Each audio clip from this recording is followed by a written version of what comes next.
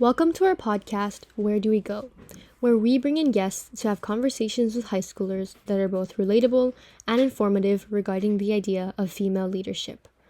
I'm Kylie, and I'm the founder of the organization WeGo, and I'm so glad that you decided to listen to our podcast today.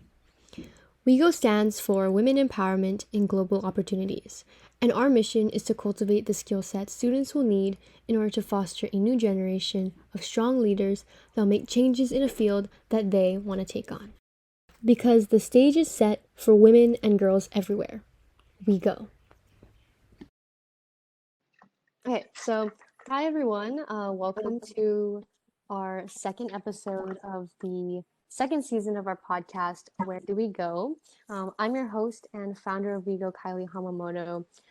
And today I am joined by Miss Meli James and Mrs. Brittany Hyde, the founders of the Accelerator for Entrepreneurs in Hawaii, Mana Up. So thank you so much for joining me today.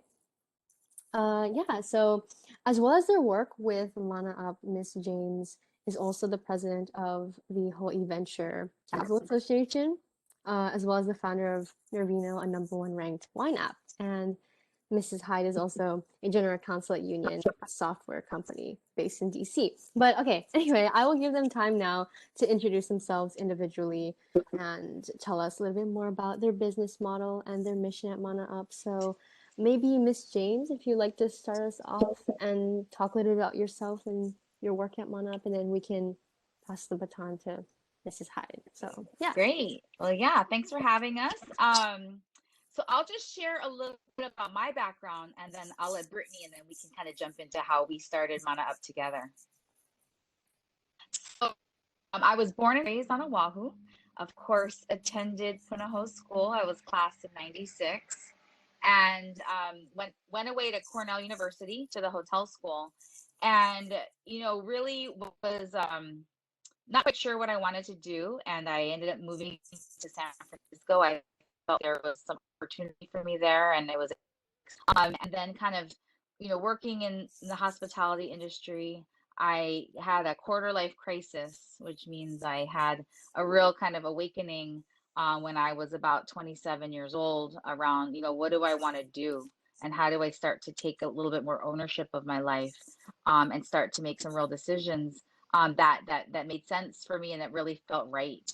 So I started seeing a life coach, a career coach, and through that process, really started to identify what the things were that I did like to do and I didn't. What was I good at? What was I not? I started my first company then in San Francisco, and it was called Nervino, and it was it was a really amazing ride and I learned a ton. We were the number one ranked wine app on the iTunes platform. So that was really exciting.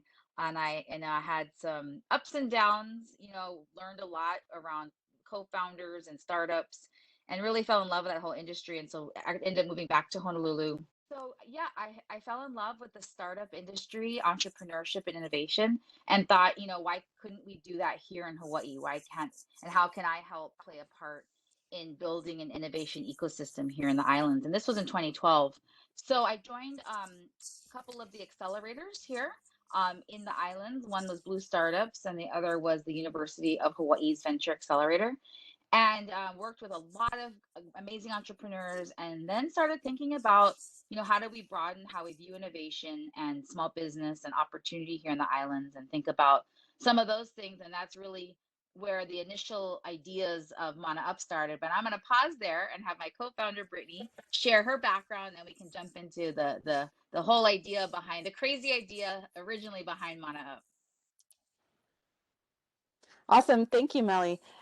And thank you to Kylie for having us on this podcast. It's really exciting to be able to share with the community and share with students about our journeys. So my background is I grew up in Southern California, where I met and married a local Maui boy who always wanted to move back home to Maui and raise his family there. But instead of staying in California or going to Maui, we moved all the way to Washington, D.C., and we spent about 10 years there, where I went to law school. I was able to work at the White House during the Obama administration, have a bunch of different internships during law school, And then through that process started a company called 1776, which is a venture capital fund and co-working community for startups in the typically more government related spaces like education, healthcare, smart cities, those types of things. And that was really great. And I got to see the power of community and the power of bringing all these different people together to help fuel startups and innovation. After about 4 or 5 years of that, we started having kids, and my husband every year, especially during winter, would say, "Hey, why don't we, move back home now?" And so we made the move in 2016, moved back to Maui, and I quickly met Meli, which was such a great blessing. And so we can kind of get into the story of how we started Mana Up. But one of my big observations in being in DC and then moving to Maui is just the difference in opportunities for young people. And here I had this great career in DC and was really excited about being here, and there was just there wasn't a lot of opportunity. And so thinking about how do we change that, how do we make this a thriving place for locals like my husband who want to be home, who want to be with near their families, make that a reality. I'll pass it back to Meli to talk about how we went from there for Mana Up. Thanks, Britt. Um, so yeah, so Brittany and I both have our own separate careers, and coming back here and coming to here, thinking about again, how do we broaden how we view what innovation and entrepreneurship and opportunity can look like for Hawaii, and really seeing these and really looking at competitive advantage and regional strengths that many places outside of metropolitan hubs really need to think about. Not all of us can be New York City, San Francisco, LA, Right. London. And if we're not those metropolitan hubs, how do we carve out niches that are reflective of a strength that that location has? And so for us, we really believe that the brand of Hawaii is that regional strength. And we believe it's in its strongest form in consumer packaged goods companies. And so those would be, CPG is, value add food products, chocolate, Hawaiian Host and Honolulu Cookie Company are two obvious Mhm. ones that have been very successful here. As well as we've got retail, which would be, like jewelry and clothing. Manaola is a great example. And then we have home decor as well as health and beauty products. And so, and all of these, elevating the brand of Hawaii, telling the narrative and the story of Hawaii, and how do we take back that narrative of the way the world learns about Hawaii. And really, ultimately, we are an economic development initiative helping to create and grow Right. jobs, interesting jobs, management level jobs. We require the companies we work with are headquartered here. So that's super important when you think about those types of opportunities that we're looking to build, right? Not entry level only, but just the full gamut. And then also looking at what that can look like from a revenue standpoint as we bring in new dollars into the state and think about diversifying our economy. We've got 10 million tourists coming here a year. We always talk about diversifying away from tourism, but it's really not a diversifying away from it. It's diversifying, utilizing it, but in a way that can actually be sustainable for us as a community and and the host community here on the island. So those are some of like the initial thoughts behind Mana Up, and of course we can jump into Yeah. what the program is now, but I want to pause, make sure you don't have any questions or where we should go from here. Yeah, so maybe we can, if you could tell me like a little bit about how you guys both met, what kind of prompted you guys to create it, and like was it this like automatic click that you guys both had like the same kind of thinking and intentions? Maybe if one of you like to tackle that question. Yeah, so it's funny because Meli and I both have prior companies that we both founded. And so we have, these prior co-founder relationships. We have, this prior history that we, have. And I think we really connected over that, of just what it's like to be an entrepreneur in a big city and to go through all of the challenges that you face in building a company. But it definitely was something where we were friends. We met at a venture capital happy hour, you know, um, just casual. And then we actually had a mutual friend of ours say, hey, Meli's looking to do something new and you're looking to do something new, and your skill sets really Mhm. seem to complement each other. You guys should really talk about this. And that was how we started the conversation of Mana Up. Oh, Yeah, it really was, yeah. that initial conversation. It very much so with the kind of the entrepreneurial journey. We didn't have this idea and say, okay, this is the full plan. Let's do this. It came from really that discovery process. One, us, you know, thinking about we want to do something new, something different. How can we impact Hawaii? And looking at the challenges of Hawaii, looking at where we're seeing those regional strengths and piecing together these kind of inputs into solving a challenge or an inefficiency or looking at building something. And that's really part of that entrepreneurial process, is not really having that set plan, but starting to really look at those inputs and think about what is a problem we're trying to solve, and how can we really look at this as a way of approaching something differently. And I think the first 2 months that Melly and I were talking about Mana Up, we, obviously we're putting together a loose plan of, the overall outline and what we would be looking to do. But we spent those first 2 months just talking to people, talking to every smart person in our network of, hey, this is what we're thinking of doing. What are your thoughts on that? And we got so much great feedback about challenges or opportunities or just things we should be looking at as we start to create this business. And I think that's really important from that entrepreneurial journey. I've heard so many people say, oh, I have this idea and I don't want to tell anybody because I don't want someone to steal my idea. And that's absolutely the way you'll never start your company. um, I think the better way really is to put yourself out there, start getting feedback, start getting the smart people in your life to give you input so you can make progress and get it out there.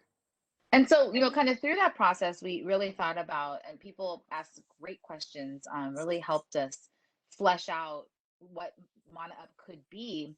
But ultimately, when we started, and when Mana Up actually launched, we knew that we didn't have everything figured out, and we knew doors would open and new pathways would be created, and we would continue to need to be open to listening and paying attention to what that was telling us. And now we see Mana Up 3 years later, as opposed to what Mana Up was when it started. It's a totally different and amazing beast, which continues to grow and in different ways. So that's the really fun part about our work, is there's always a new challenge. There's always something we should be paying attention to. There's always a new revenue stream or something we could be building, that really, I think, for Brittany and myself, what helps us get up in the morning or keeps us driving every day and get really excited about this. And I guess my next question is like to like follow up with that actually is like maybe if we could hear like your individual stories on if there's like a specific person or experience, like what or who kind of inspired you to venture into entrepreneurship and doing the work that you do? Was there a specific person or experience, if you'd like to share? Maybe Mrs. Hyde, if you'd like to start this time. Sure, yeah. So, I think just, from a background standpoint, many people in my family have started and run their own businesses. So I think, just from a career pathway standpoint, I saw that early in my life and saw the uncertainty of it. You have great successes, but you also have failure. And to be an entrepreneur, you have to be comfortable with that, of knowing that you're not going to, go to work every day and make your, set upon hourly wage. It's, really this, it can be a roller coaster of success and failure. So, I just want to put that out there of going into entrepreneurship, knowing that that's a big part of it. But I think for me, coming out of law school and having my experiences in government, I really saw the power of the private sector. And I worked on some entrepreneurship issues in terms of economic development at the White House. And so, really seeing that as this power for change and for innovation in our world. We live in such an amazing time where there has been so much development and so much progress in such a very short amount of time. And so I just loved that, and I was very attracted to, the entrepreneurs in the space and that work. And, it really wasn't, me being dead set on being an entrepreneur. It was finding myself in a situation where I was with a couple others who wanted to start a company, and I was part of it. And, I could have gone and worked at a big law firm, but at the end of the day, I just knew that my passion and that the excitement would be in starting a company with the individuals that I did. Yeah. I think for me, I really kind of dove head first into it. I think when I was in school, entrepreneurship really wasn't a thing. We didn't even have any classes on it. And you folks Right. with the case accelerator for student entrepreneurship, that's just so incredible and so impressive. And just all the great resources that are out there now. Those really didn't exist when I was in school in the 90s. And I think I just really went head first into it when I, had my awakening and I started my first company after leaving the corporate world. And really just saw just the opportunity of ideas and people thinking and really seeing the world as an opportunity to problem solve. And that was so exciting to me when I, turned 27, 28 years old. I was in it. I was starting my own company. The iPhone had just been released. We were in the app space. It was just the wild, wild west. And the world kind of opened itself up to me in a different way than what I had experienced previously, where it was any idea, any problem, any way that you could see around creating a solution, and that just was so attractive and just so addictive that I think I haven't looked back since. And so kind of after being in that world for, 5 or 6 years, really thinking about the challenges of Hawaii and similar to what Brittany was saying, the challenge of limited opportunity, and feeling like, I think when I was growing up, there were very traditional pathways. If you wanted to be able to live the life you wanted to live in Hawaii, there were very specific industries you were going to or jobs you had to get. And so seeing San Francisco and Silicon Valley and this just kind of like this world of opportunity and job creation, and being able to kind of write your own ticket, I thought, well, why couldn't we do that here? And I think that's just so it's just so important. That's really what just gets me so excited. I really just went head first in at 27 and haven't looked back. And I think it's super important as we think about diversifying our economy here in the islands. And that's I can't think of a better place that this is such a perfect opportunity for. The next question would be like your goals for Mana Up and maybe where you see it 5 or 10 years down the line, even 15, if you could like, if you have your vision set on what you'd like to see out of it. Well, I think when Brittany and I started Mana Up, our initial big goal was helping to grow 100 product companies headquartered in Hawaii that were bringing in 10 million or more in annual revenue. So what would $1 billion look like for the state of Hawaii? Not only in a dollars and cents standpoint, but also from a job standpoint. Thinking about that kind of critical mass of C-suite management level jobs that at different levels that could all be wonderful entry points for people who are looking to move home, people who want to just be here, and all of the above, and being able to kind of jump around and having that kind of opportunity. So that was like our initial big, big goal. And of course, I think it's evolved and continued to grow from there. But Brittany, I'll let you chime in now. Yeah, it's funny when we look at that goal because just in our last application round, we got 131 applications of consumer brands that are based here in Hawaii. And so, yes, of course, we're going to continue the accelerator and building these companies and growing them to 10 million or more in annual revenue. But what we also see our role is helping to fuel the ecosystem and to grow the ecosystem because every company that goes through the accelerator program, they have their entire network.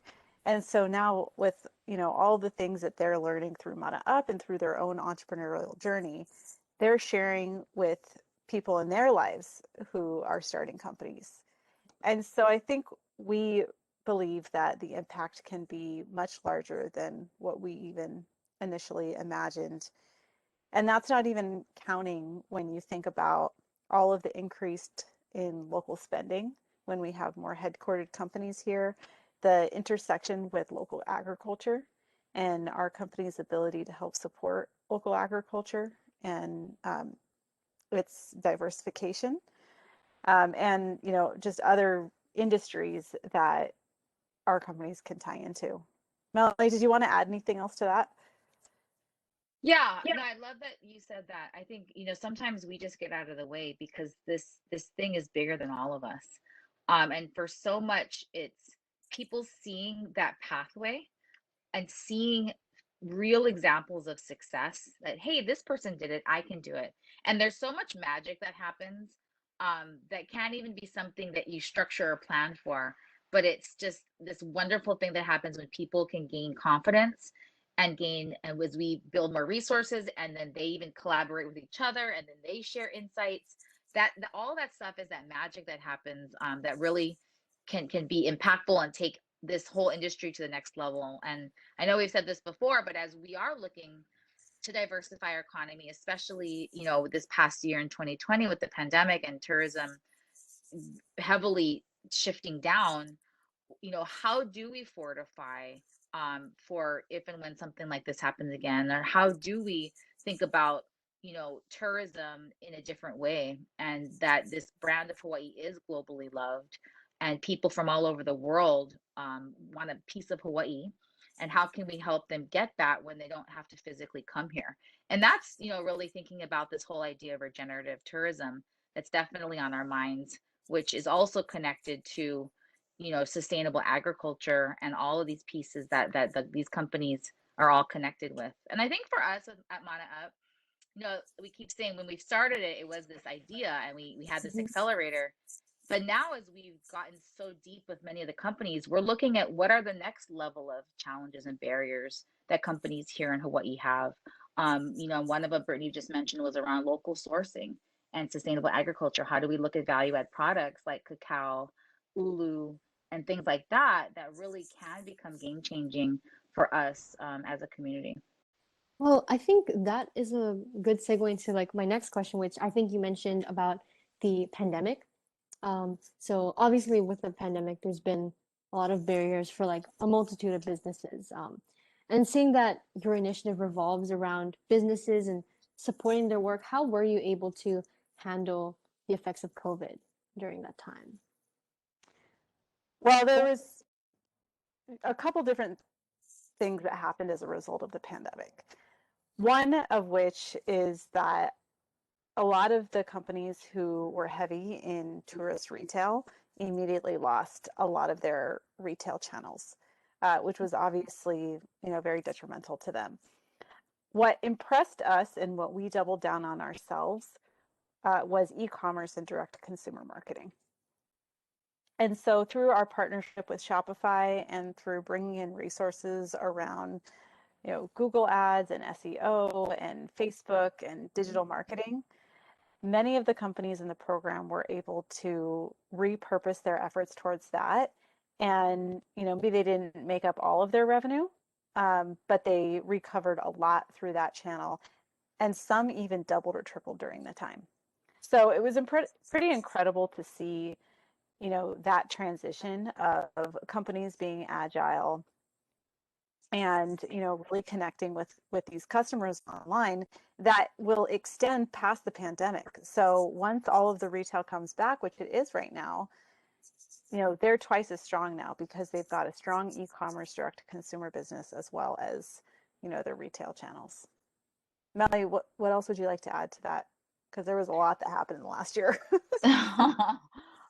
Yeah, to Brittany's point, these are new customers, people that love Hawaii. It isn't even just a replacement of tourists that had previously come here and now they're buying online. It's people who came here 30 years ago for their honeymoon and never had plans to come back. People in Japan who have never come to Hawaii, but they're obsessed with it. Or, you know, lots of these different examples that when you start to think about digital marketing and getting online and bringing Hawaii to the world, everyone in the world becomes your customer, and it no longer is just replacing the people who had previously traveled here. So that's the really exciting part, and it's unlimited, uncapped. I think also with, you know, with our program, you know, it was interesting where you Zoom, and you know, all these platforms, even the one we're on now. Yeah. Thank goodness, you know, thank goodness that technology has advanced so much, and there's just been such a great adoption of it that we were able to execute our program really incredibly. Where previously, you know, Hawaiian Airlines is one of our partners. We actually normally fly all of the entrepreneurs in from the neighbor islands. This is a statewide initiative, and we, you know, it was, there's some things you can't replicate, you know, online versus in person. Lots of those, like, you know, side conversations, or just that kind of building of you know, rapport. But I will say, I thought we did an incredible job of getting a lot of the content out and getting that connectivity through Zoom.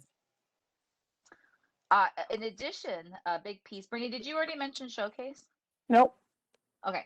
So the biggest piece was our end of program event.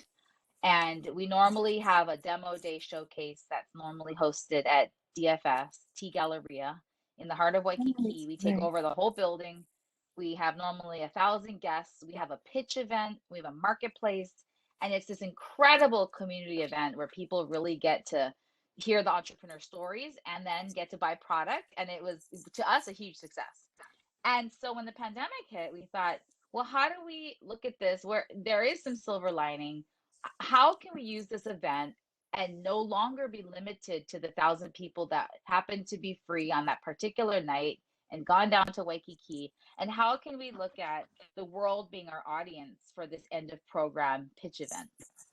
So we converted it into a 3-hour show, if you can believe that. 2 hours were actually on television, but the 3 hour were on YouTube and Facebook Live. And we had 80,000 people tune in. Wow. And 40% of them were from the mainland. 5% were in Japan. We had incredible partners like Hawaiian Airlines, HTA, Hawaii Tourism Authority, King's Hawaiian Sweetbread, Central Pacific Bank Foundation, and others that were super incredible in helping us get the word out. Hawaii Magazine was also a partner as well. And it was a pitch event. So it's kind of like Shark Tank Hmm. beats QVC shopping. So we were doing product shopping. Yeah. And then it was also kind of met Oprah and kind of met American Idol. So, so we had all the companies do their 3-minute pitch. They also did the shopping piece where they talked about specific products. We had a lot of specials, a lot of giveaways going on, like 2 round-trip tickets on Hawaiian Airlines to anywhere in the US, stuff like that. A year of free King's Hawaiian Sweetbread. Obviously, everybody wants that. Yeah. But what was also neat is we had music that integrated. We had Josh Titofi, who was our headliner, as well as Okay. we partnered with Haku Collective, Kimie A. Minor, who was actually one of our entrepreneurs graduating that cohort with her Haku Collective initiative. And part of that initiative is working with young musicians and helping them through the business of music and all the ups and downs of music that she went through, and kind of got, you know, didn't get the best experience initially because she didn't have a mentor, she didn't have anyone helping her. So that's really what the initiative is about. And so a lot of these, we actually invited 10 young musicians who had to apply, and they had to try out for these spots, and got to Oh, do okay. these minute long vignettes in between the pitches, which was super fun, especially for Yeah. people trying to find out who are the up and coming rising musicians in Hawaii. Hmm. Oh, well, I think, yeah, like even for us, like we've definitely realized, especially in 2020, that there was very much a silver lining, and there's obviously been positives. Like, I think you mentioned these like virtual meeting spaces have definitely helped even for us. We were able to get in touch with so many women leaders who we got to meet, who are based in places on the mainland that we wouldn't usually be able to meet if we didn't have these virtual meeting spaces. And definitely we were able to experiment with different things and experiment with different events. So I think although it did bring a lot of restrictions, new restrictions and rules, I think it definitely was a good time where we got to learn a lot and like learn about these new virtual spaces that I didn't even know about before the pandemic. So Yeah, we really learned how to adapt and to reach the world when we can't physically reach the world. yeah, for So sure. that, we find a way. Right. And so then I think a lot of questions, we get these students submitted questions.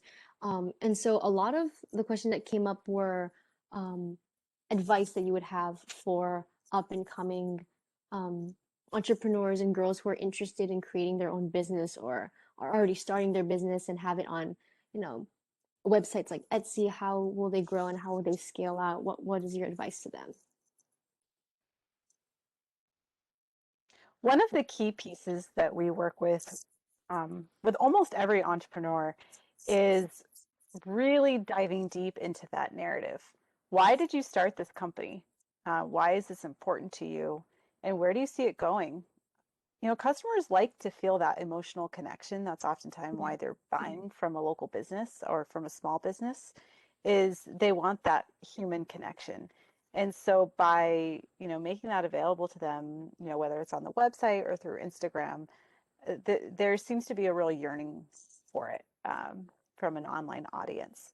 So I think that's really a key piece for anyone looking to start an online business. But I also think just from a general entrepreneurship standpoint, just getting started is uh, a piece of advice that I think goes a long way because, you know, there's like all this thing around like, oh, you have to have all this business plan, you have to have all these things prepared to start a business. And yes, while that may be true, you may need to do that at some point. There is no replacement for experience and starting to get that data and starting to interact with customers. So even if it's creating something and going to the farmer's market, you'll start to learn whether or not this is right for you. Melly, what do you think? Yeah, I agree. I mean, those are all experiences that you should be paying attention to and logging. You know, what worked, what didn't, why?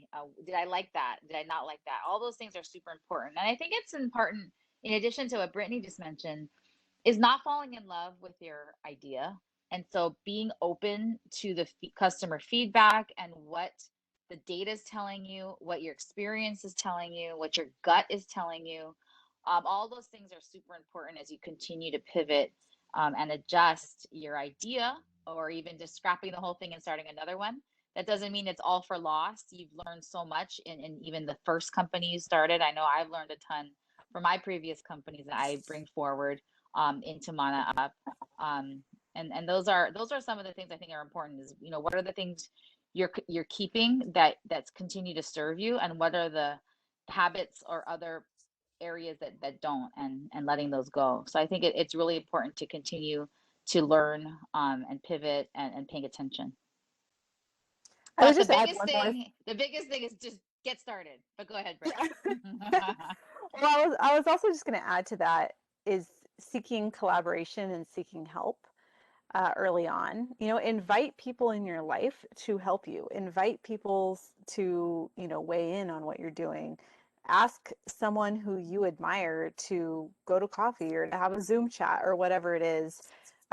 If it's another entrepreneur, maybe there's a collaboration that can be done together. So, a lot of times people don't want to ask for help. They feel like it's imposing on someone else, especially women. And a lesson that I've learned is that reaching out, people want to help and they want to be part of your journey. And I would encourage people to do that.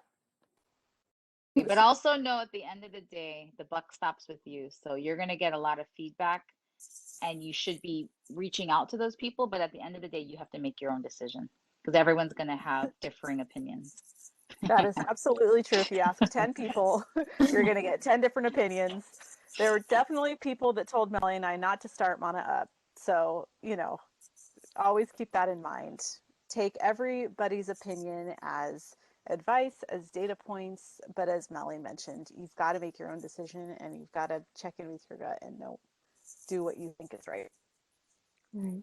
Yeah. Oh, yeah, thank you. I think that's great pieces of advice and something that even I can use with what I'm doing with WeGo. And I guess now I kind of want to draw a connection between Mana Up's mission of accelerating entrepreneurs and the mission here at WeGo to like foster these strong, independent female leaders. So I guess one of the questions that I have is what are the best ways to empower women-led businesses in Hawaii, or even like women-led embryo businesses, ones that are just starting out? What are like the best ways to support and empower, do you think?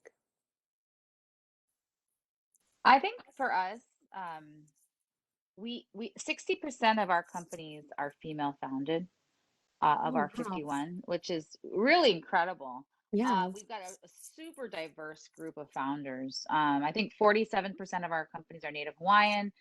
60% are female CEOs. And so when you think about that, I think it's kind of twofold. So I'll answer in two ways. But one, there's so much power in having real life examples of strong entrepreneurs that others can look up to, talk to, and see as that I can do it too. I've seen this Right. person grow from here to here and this incredible success. It's so, I mean, even if you think about it from a career day, right? Your world is as big as the people you've met, you've seen, you've experienced. And so as you see these examples of successful entrepreneurs in Hawaii that've done it, I think it makes it's all in the mind. It's like, wow, I can do that too. So I think that's super powerful. And then we really as we have so many great female entrepreneurs, we part of what we love doing is really that marketing piece, that storytelling. How do we get it out there? How do we help more people know about who these amazing entrepreneurs are? Another piece is, granted, our program, we can't help everyone. We can't have 131 companies come into our next cohort, even though we had 131 applications. We did 50 interviews. We're going to select 10, and we're going to be announcing soon. How do we create that pipeline of helping entrepreneurs who may not be quite ready, who may just have an idea? So Brittany and I are really big advocates of making sure we have community workshops and support services and resources that are available to the whole community, regardless of where you're at. Because we've built out some great resources on mentors and content. How do we help share that so that we can help build that pipeline and people can access these insights, and then have that be utilized as they continue to grow their business or idea? Brett, do you want to add anything?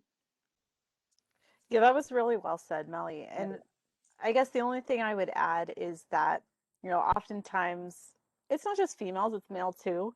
There's a lack of confidence of, does the world really want this? Does the world really want to learn my story? And the answer is yes. When people put themselves out there and they tell their stories and they get out there, they're generally well received. And so if you're nervous, just share the story and see what feedback you get. And the worst that can happen is no one's interested and you move on with your day, and now you know. But I would say that people really love to connect with that story, and you shouldn't, even if you're not confident about it, you should still try to put yourself out there and get that feedback and connect with your customers. Oh, so then I guess for girls who are starting out and, girls my age, a lot of girls my age have their online shops and they're just starting to sell, whether it's via Instagram or through Etsy. And so, what do you think is the best way for them to exhibit those kind of passions or really showcase their story on, their passion and that they're putting all of their time and effort into their products and giving them to others? Well, I think the easiest thing is there's so many incredible ways to storytell, on Instagram and other kind of social media channels. Hmm. I was actually just giving a talk for the Girl Scouts, who was part of this cookie academy because they had to pivot this year heavily Yeah, of selling cookies, online as opposed to just door to door, or at the yeah. grocery stores. And so, one of the things is just getting creative around how do you can't just get on video and say, hey, everybody, I'm working really hard. I'm amazing. You should like me. Right. That's not really how it works. Yeah. But how do you help people to get to know you in an authentic way, and that's the key, is authentic, right? Right. um and so, some of the ways to strategies to do that is kind of behind the scenes, like, how are you making this, or what are the ingredients behind it, who are you collaborating with, why did you start it, who inspired you. All those pieces really help the customers, or others, to get to know who you are as an entrepreneur, and that is super powerful. I think our phone is at our fingertips now. The iPhone did launch in '07, and I know that well, but it's now 2021. And even more so, through the pandemic, everybody's on their phones, and they could discover something, they hear about something, they see something on the internet in moments. They can get on Instagram or other platforms, and in moments understand who's the founder, what do they stand for, what is this all about, where is this located. And that is incredibly powerful, especially game changing for entrepreneurs that are getting started, micro brands, where people are looking for newness, they're looking for something different, they're looking to understand who the person is behind the brand. And that's something that these bigger corporations can't do. So it is Right. game changing right now. I think the tide is shifting from a global trend standpoint, that millennials and the world is looking for that transparency. And I think, and look, being able to have, these phones at our fingertips, great video capturing, and being able to have these kinds of platforms. One question that I found Meli and I asking a lot during our interviews for cohort 6 was, what is the mission of your company and what are the values of your company? Because that's another thing that customers are starting to get really savvy on. Is this company just to make money, or is there something about this that is so important to you that you are now dedicating your life to this? And for a lot of our entrepreneurs, it's something a little bit different. It may be that, they want to share the stories of their culture. It may be that they are very passionate about this one agricultural industry and how it can transform Hawaii and maybe even the whole industry itself. So I think that's also an important component, is digging down deep, and even if it's a side thing on Etsy or whatever it is now, what is important to you about this product, or about you as an entrepreneur, or about the mission of what you're trying to achieve. So then how would you say was the main outlet for how you got your mission and your story out there to others about Mana Up, and how you were able to connect with your users? The big piece for us is driving that, diversification of the economy.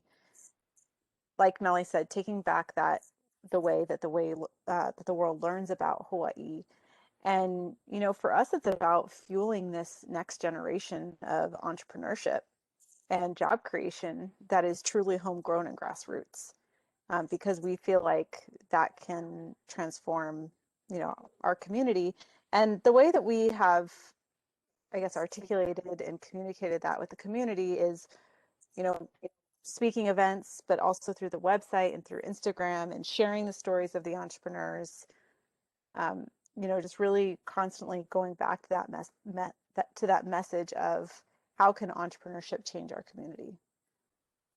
Right. And I would add to also, really having a shared vision, that we share with the community. So, we've got some incredible partners. Kamehameha Schools is our title partner, as well as, DFS, Hawaiian Airlines, Castle and Cook, Kaiser Permanente, American Savings Bank, all of these great community members. We all have a shared vision. And so it's around our community, creating a healthy community, a vibrant one with opportunity. And so when you think about that, we have a message, and we've got great collaborators that help share our message too, because it's part of their message, and it is truly a shared vision. I think that's been truly helpful, for us to get the word out, is really around our partners as well, and sharing with their communities. I have a question about your 6-month program, and then maybe we can get through some student submitted questions, and then we can kind of wrap up with a call to action and things like that. But I do not know about your 6-month program that includes things like mentor matching and your workshops and your one-on-one meetings. So I thought that was super interesting reading on your website. So I think my question about that is if you had to sum up your program into a few main lessons that you want your users to take away from, what do you think they would be? Or I guess another way to possibly like word this question is like, what are the main lessons you hope that they'll take away from this experience? Okay, so I'll start and then I'll pass it back to you, Meli. So the program is divided up into two main areas, two main topic areas. One is skills learning and one is leadership development. So Okay. obviously there are a lot of skills that we want entrepreneurs to learn. We want them to be able to understand financial statements, to drive e-commerce for their business, to be able to work with retailers in a successful way, to manage and hire employees. You know, those are all key skills that we believe an entrepreneur should have. However, we also feel like maybe even the more important thing to learn is how to be a leader. And so we divide up the program into subject areas like I just talked about, but also CEOs and founders who can more speak to how do I lead my team? How do I lead this business? And how do I lead in my community? And those would be, you know, taking lessons and personal experiences from those talks is, I hope, something that stays with them throughout the rest of their lives. Right. Drop the mic. I have nothing to say. Well, I guess then we can move on to the student submitted questions because there were some that students would that asked to bring up in our podcast today. So the first question is, what do you tell yourself to push yourself forward when people try to knock you down? I think a big piece of that is trust um, in myself and trust and passion that Brittany and I have, really, you know, with each other as partners, and really with what this initiative is, and it really does come from within. So if people, you know, try to knock me down or knock us down or knock Mana up, it comes deep from this trust of that, you know, that what we're doing is impactful for Hawaii, and that there's, I don't know, I think that it's a deep trust. Yeah. Brittany? Yeah, I would say, you know, we really believe in what we do. We believe that it is a good thing for this community. And if there are ever times when people try to knock us down, we go back to, again, that company mission and that we have and those values that we have because we believe in them so much. And there are so many other people that also believe in them. And so we're getting those, you know, external data points that show we are moving the needle and we are doing something great. And, you know, the other piece to that is no matter what you're doing, if you're doing anything related to change, there are going to be people that aren't going to knock you down. Like, you're never going to get away from that. And a lot of times you just kind of ignore them. You know, they're not important. And, you know, maybe, you know, you know, throughout my life, if, you know, there's feedback or criticism or whatever, you know, being able to look at it and say, is there any validity to that criticism? Like, should I change something about what I'm doing? Yeah. And maybe you can take lessons from that. But I think for the most part, if you really believe in what you're doing, you got to ignore people who are just trying to knock you down because they don't want change or because of some other silly reason. Well, yeah, thank you, both of you. That was a great response, and I think that's advice that I can take, and I'm sure so many girls that listen to the podcast will be able to apply to not only in their entrepreneur adventures, but also in other fields too, which is something really great about advice that you have given us so far. Is something that we can use and apply to in different fields and any field that girls are interested in. But yeah, so I think the last question is really interesting when I read this. If you could do anything without fear, what risk would you take or what would you do? What a great question. Yeah. Oh my God. You know, one question someone posed to me earlier was, if you could do anything and you knew you would fail, what would you do? Oh, And you knew you would honestly, fail. yeah. Oh, that's hilarious. It's like a given you're gonna fail, but you can do it. I mean, I'll throw this out there, Meli, and you can see if you agree. But I mean, I think if we knew we wouldn't fail, we'd start. We're already making big bets, but we would make even bigger bets. So I guess that's kind of a lame answer, but we have all these ideas all the time about how we could make all this, even more impact that we're making. And I guess if I knew we wouldn't fail or whatever, we would just raise the money and do them all. Do it. No risk. But Yep. I think, yeah, to that point though, it is interesting is you have this, to be an entrepreneur, you do have to have a high risk, high tolerance for risk, and for potential, I guess, idea of failure, but high risk tolerance. And so for us, as we're prioritizing, like Brittany said, we have so many ideas. There's so many opportunities coming our way that are opening up for us, and challenges that our companies have or that we have that we're trying to help solve this next level of barriers or challenges in Hawaii. And so we have to prioritize where we're going to focus our efforts. So even if we did know we wouldn't fail, we still have to continue to prioritize as to what's the most important thing that we could do right now that's going to help and open up more doors next. And that's always been a driving force for us. And I think that's a key piece to anyone in life, but also as an entrepreneur and as you're building, how are you continuing to be open to those inputs and open to new pathways and prioritizing? Yeah. And being able to let go of the things that don't work. Yes. Yeah. And actually, I was even like thinking about this question during my test today, and I probably shouldn't have done that, but I was trying to think of like what I would do too, but I was thinking like how failure in a sense is also a good thing too, because you get lessons out of it. So I was trying to think about this question as well and what I would do if I could do anything without fear and without failure. So I feel like that was a great question and a great question. It was a great question. Yeah. And it's also I'm sure everyone knows the acronym, but fail is the acronym for first attempt in learning. And so that, to your point, Kylie, exactly. There's such learning lessons that we have in anything that we do, whether it's a fail or a success or in between. Right, just failing forward and trying to find the best of any situation.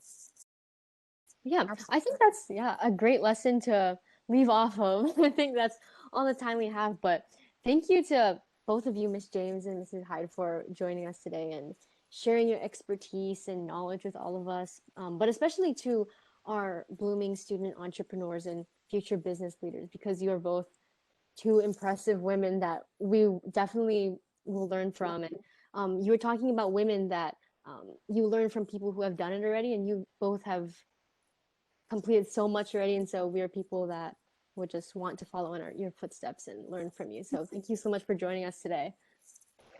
Thank you so much. Yep. Thank you so much and making time to be with us today. But yeah, thank you. We're excited for all the future world changers. Yes. Thank you so much for tuning in to today's episode. We hope you have a great rest of your day and tune in next time. This is Kylie signing off. We'll see you in the next one.